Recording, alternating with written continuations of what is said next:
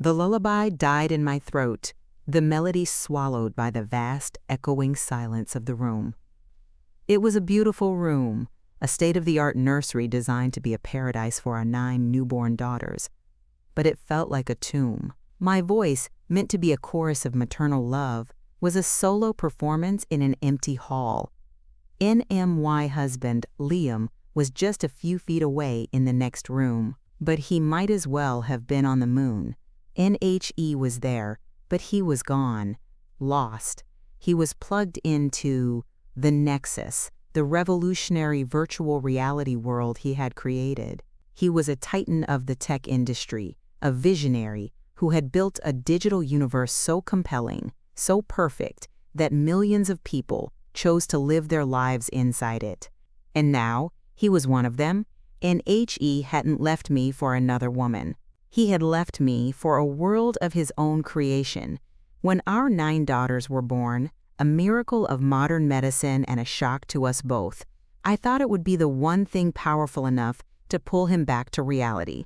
I thought holding his own children, his 9 little angels, would be more real, more profound than any simulation he could design. Nye was wrong. NHE had held each of them once, on the day they were born. His touch was distant, his eyes unfocused, as if he were analyzing a piece of code rather than holding his child. Then, he had retreated back into his digital Eden, leaving me to navigate the overwhelming reality of caring for 9 infants alone.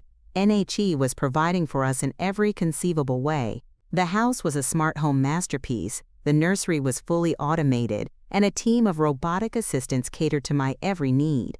But his physical presence was a ghost. He would emerge from his VR chamber for brief, disconnected intervals to eat or sleep, his eyes still seeing pixels and polygons, his ears still hearing the phantom sounds of his perfect world. NHE gave me 9 angels, and in return, he gave me the most profound and technologically advanced loneliness a human being could ever experience. I was surrounded by his genius, but I was utterly deprived of his love. And as I sat there, rocking one of my daughters, her tiny body warm against mine, I looked at the closed door of his VR room, and a chilling thought took root. He hadn't just abandoned us, he was building a new family in there, a perfect digital family. And I realized I wasn't just fighting for his attention. I was in a battle for my husband's very soul, and my opponent was a perfect world he had built himself, a world where I and our 9 very real, very messy, beautiful daughters simply didn't belong. NIF, this glimpse into a future that's already here has you captivated. Please hit that like button and subscribe.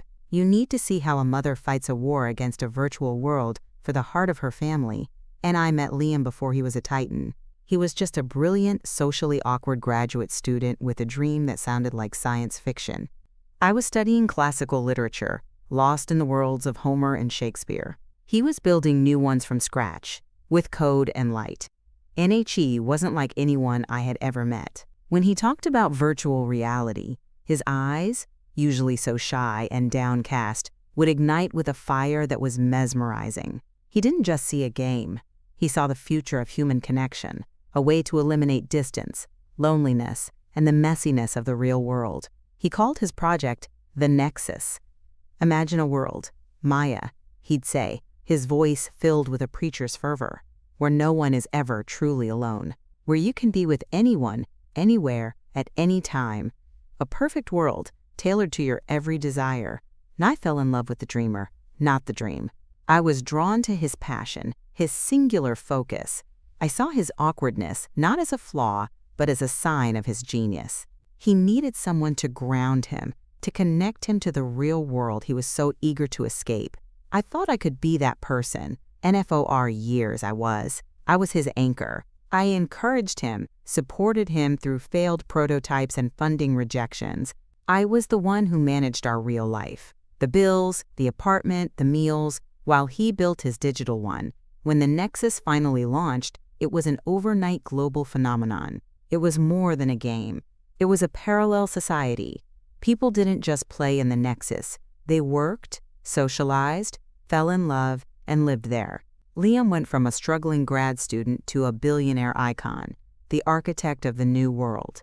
NWE married, and he built us a house that was a monument to his success. It was a sleek, minimalist fortress of glass and steel, run by an AI he had designed. It was beautiful, efficient, and completely sterile. It felt less like a home and more like a high-tech showroom. As his digital world grew, his presence in the real one began to shrink. He spent more and more time in-world, as he called it, managing his creation, meeting with his digital board of directors, attending virtual galas. He was physically present, but his mind, his heart, his very essence was increasingly elsewhere. When I told him I was pregnant, I hoped it would be the tether that would pull him back. His reaction was strangely detached. He saw it as a, quote, biological imperative, a real-world project we now had to manage. The news that we were having non-uplets, a result of a fertility treatment I had undergone, was, for him, a logistical problem to be solved. NHE didn't see it as a miracle. He saw it as a massive, inefficient data influx. He threw his genius into designing the perfect nursery, automating every aspect of child rearing. He designed robotic nannies, self-changing diapers, and cribs that would analyze sleep patterns and automatically adjust temperature and rocking motions.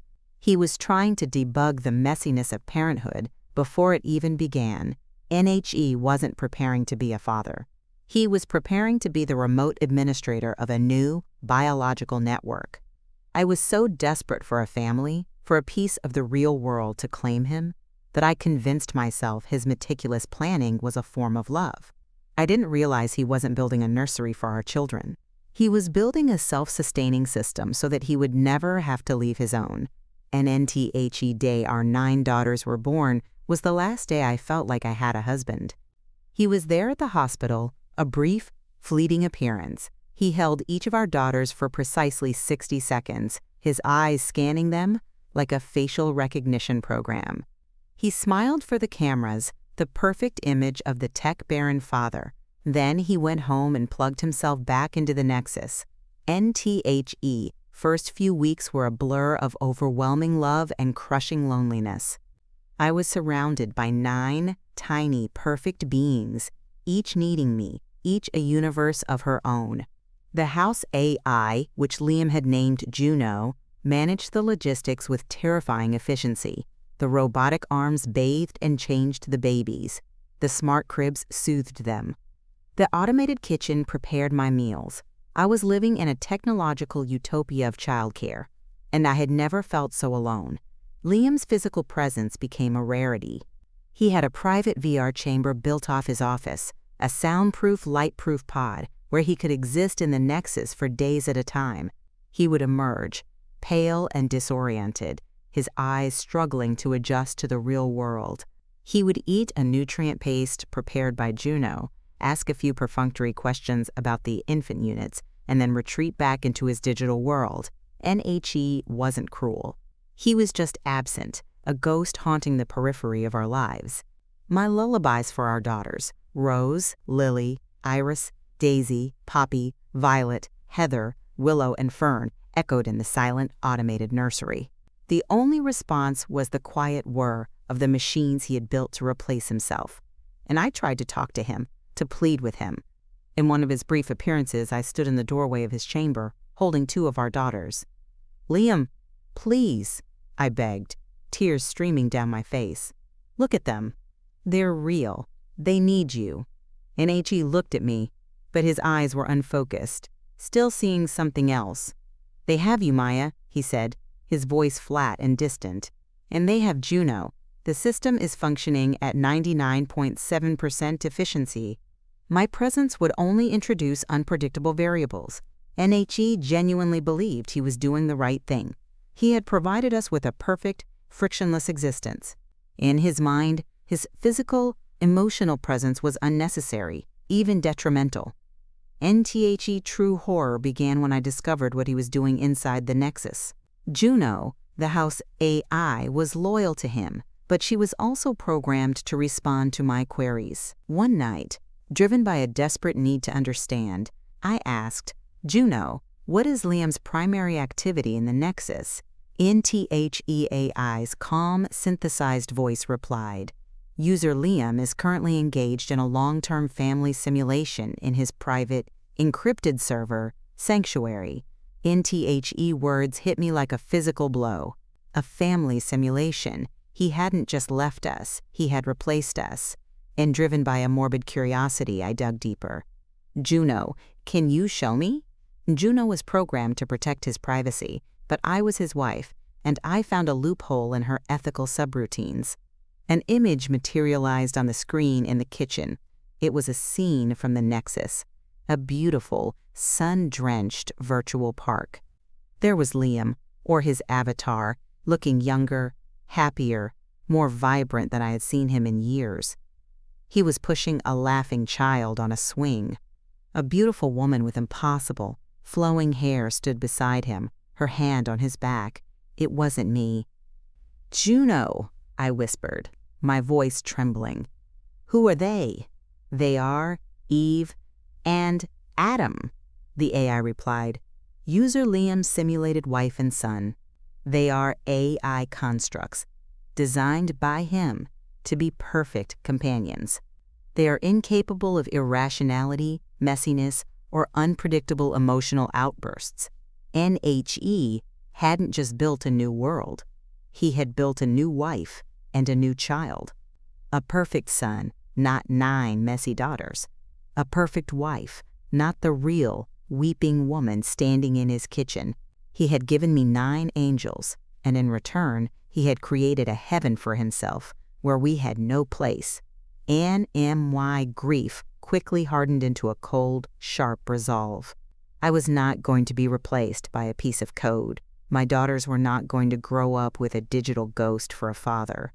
If he wouldn't come out of his world, I would go in and drag him out. And I had my own Nexus account, one I had rarely used. I dusted off the old VR headset he had given me years ago. My hands trembled as I put it on.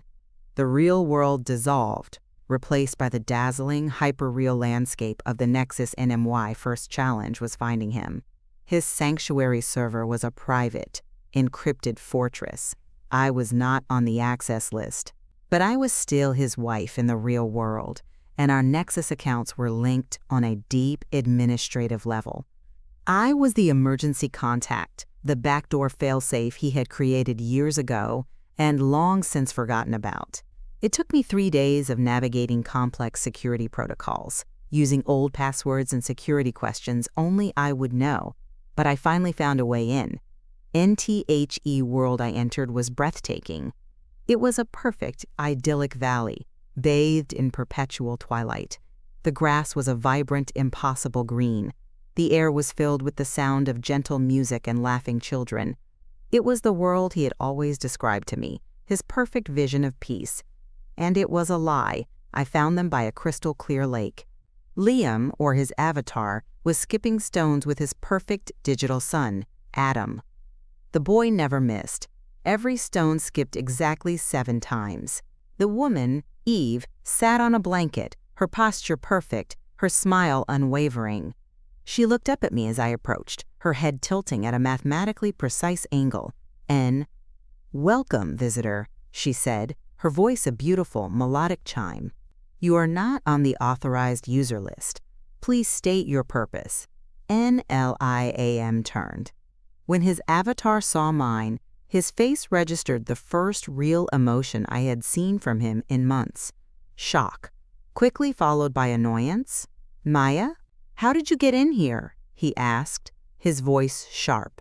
This is a private space. This is a fantasy, Liam, I said, my own voice shaking with a mixture of rage and heartbreak.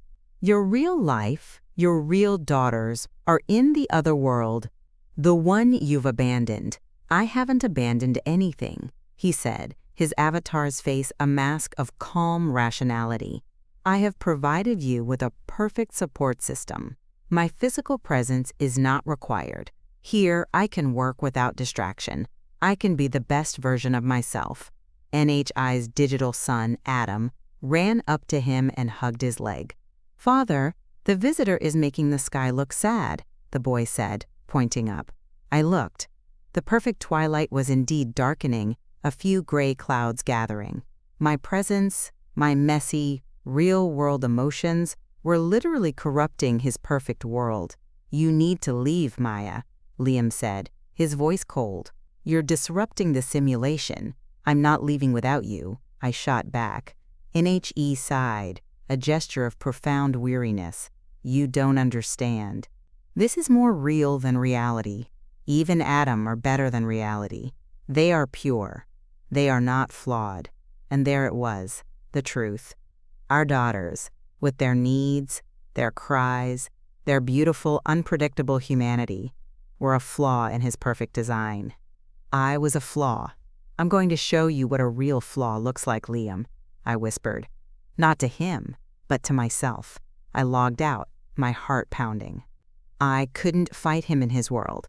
I had to bring the war to mine. I had to crash his perfect system. One I knew I couldn't reason with him. I couldn't appeal to his emotions, because he had outsourced them to a simulation. I had to speak to him in the only language he truly understood, the language of systems, code, and consequences. I had to create a problem that his perfect AI, Juno, couldn't solve.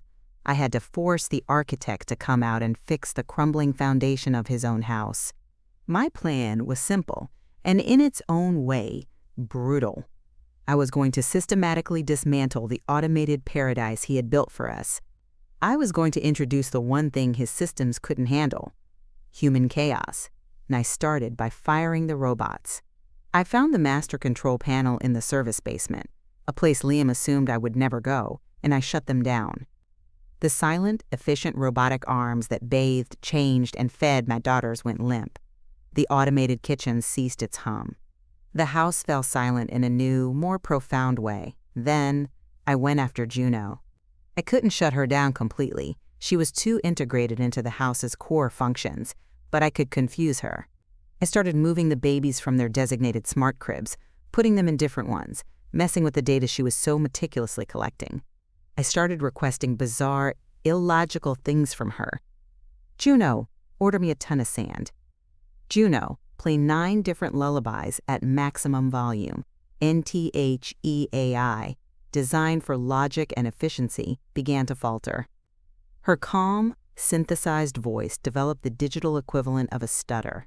She started sending Liam error messages, dozens of them, then hundreds.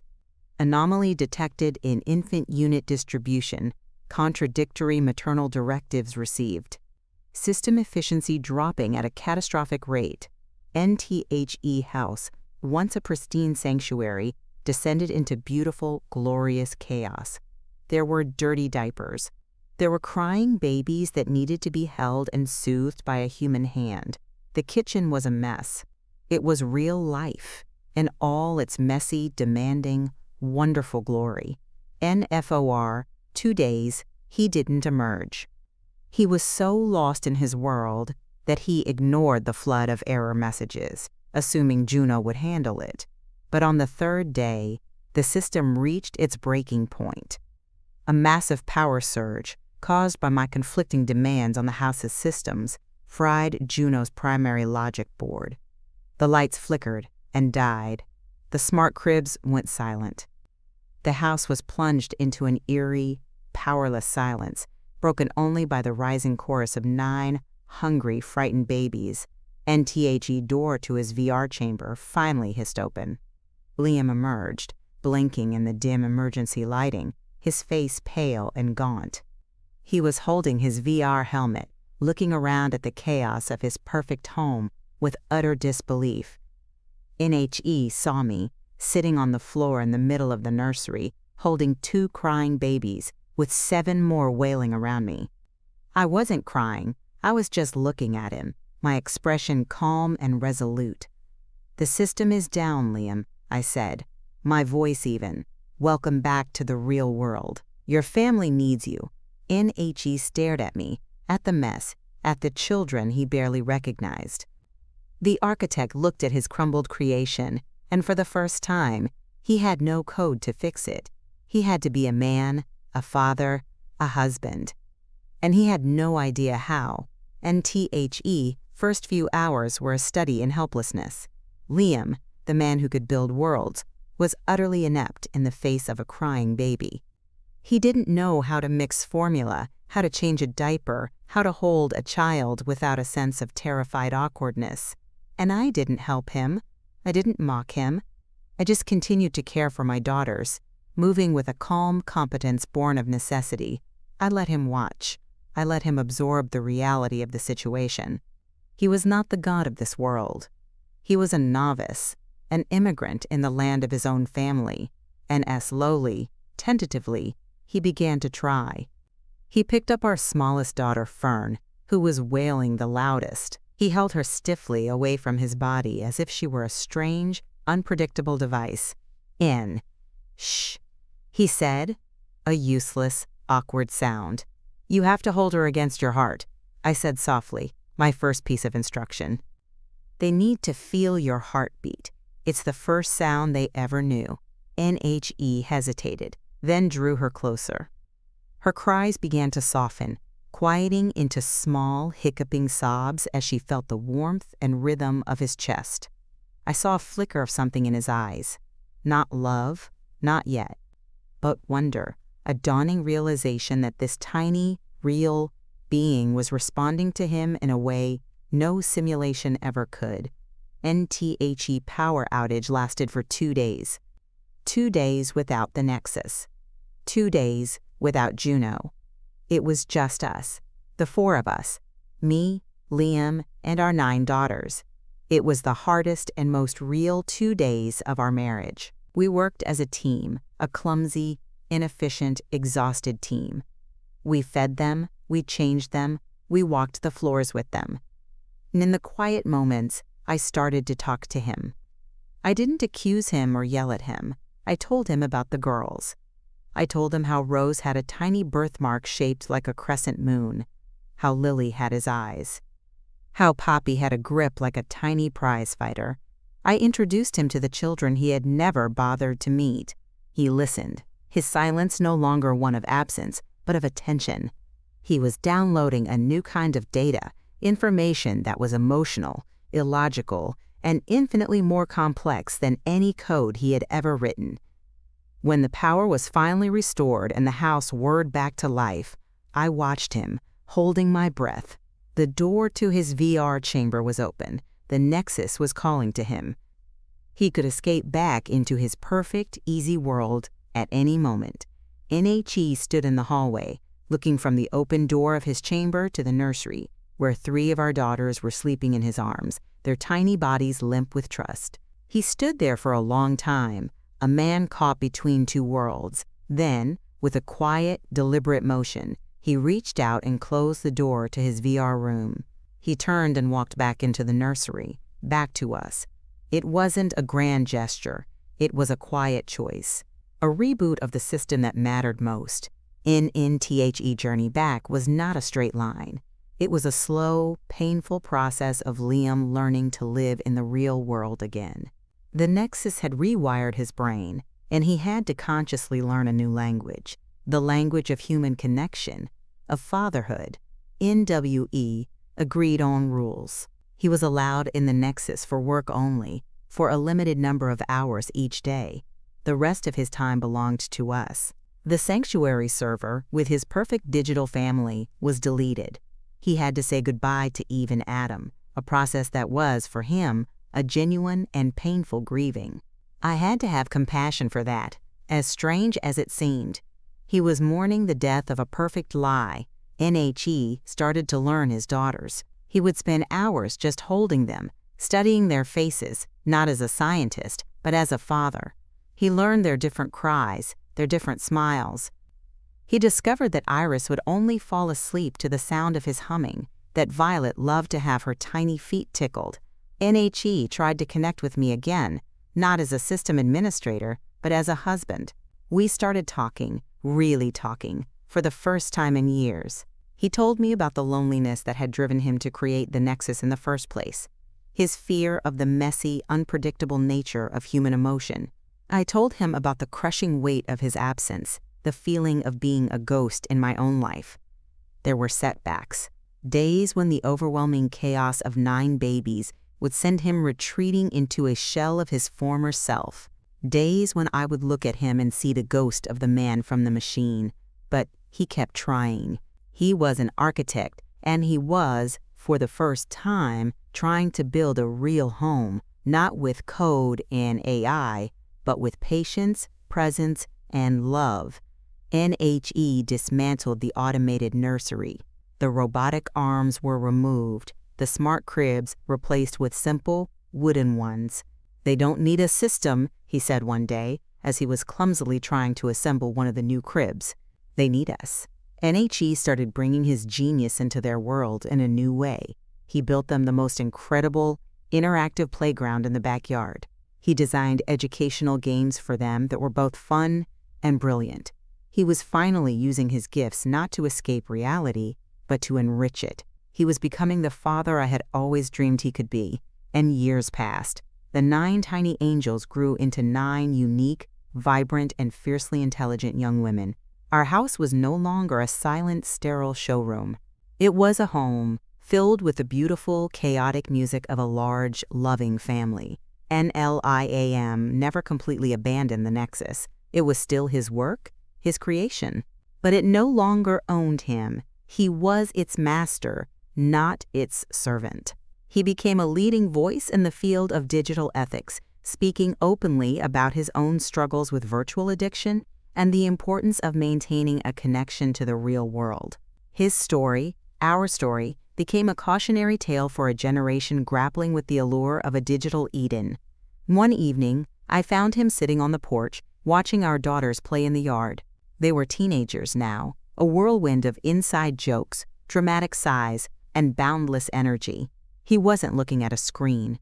He was just watching them, a soft, genuine smile on his face. And I sat down beside him, and he took my hand. His touch was warm, real. "Do you ever miss it?" I asked quietly. "Sanctuary? Your perfect world?" NHE was silent for a moment, his eyes on our daughters. "I miss the simplicity," he admitted, his voice filled with a thoughtful honesty. "I miss the lack of pain, but it wasn't real. There's no joy without the possibility of pain. There's no love without the risk of loss.